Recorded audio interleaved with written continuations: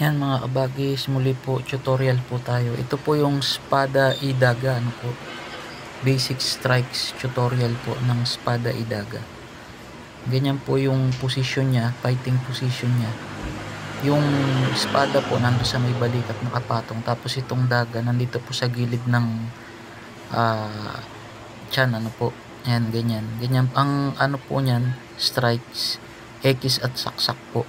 Yan, ganyan. X pa upward strike, tapos saksak.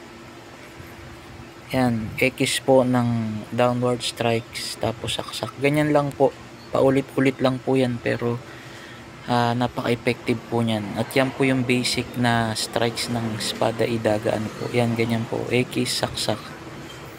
Basta po yung daga o knife nandun po sa tagiliran, ano po, naka-ready po lagi para sa pagsaksak. Ayan mga kabagis, ano lang po yan, dummy o fake lang po yan na espada at knife, ano po.